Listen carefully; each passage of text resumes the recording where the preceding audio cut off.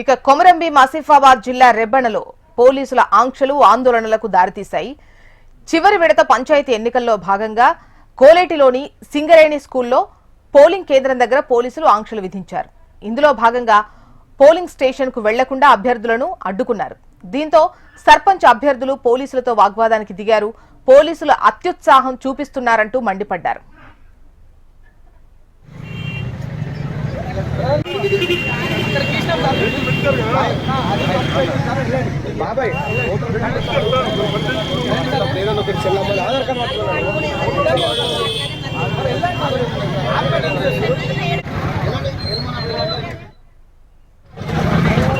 గ్రామ పంచాయతీలో స్థానికలు జరుగుతున్న సందర్భంలో గవర్నమెంట్ వారు పోలీసు అడ్డం పెట్టుకుని సర్పంచ్ అభ్యర్థిగా టీఆర్ఎస్ పార్టీ అభ్యర్థిని ఎలాంటి లోనికి పోనీయకుండా అడ్డుకుంటున్నారు.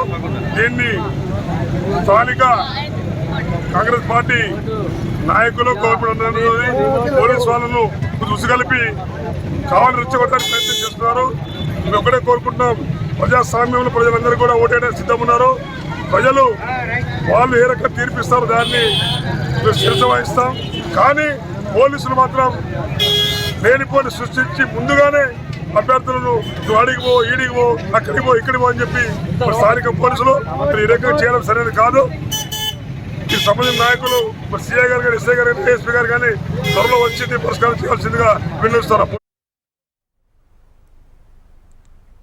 కొమరంభీం ఆసిఫాబాద్ జిల్లా రెబ్బెనలో పోలీసుల ఆంక్షలు ఆందోళనకు దారితీశాయి. చివరి విడత పంచాయతీ ఎన్నికల్లో భాగంగా గోలేటిలోని సింగరేణి స్కూల్లో పోలింగ్ కేంద్రం దగ్గర పోలీసులు ఆంక్షలు విధించారు. ఇందులో భాగంగా పోలింగ్ స్టేషన్ కు వెళ్లకుండా అభ్యర్థులను పోలీసులు అడ్డుకున్నారు.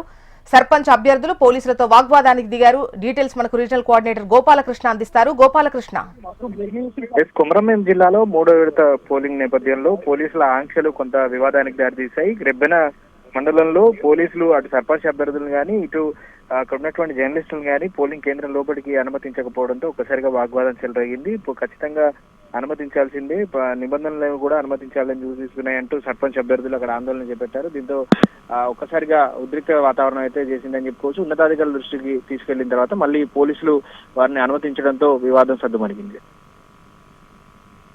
Okay, right Gopalakrishna. TRS party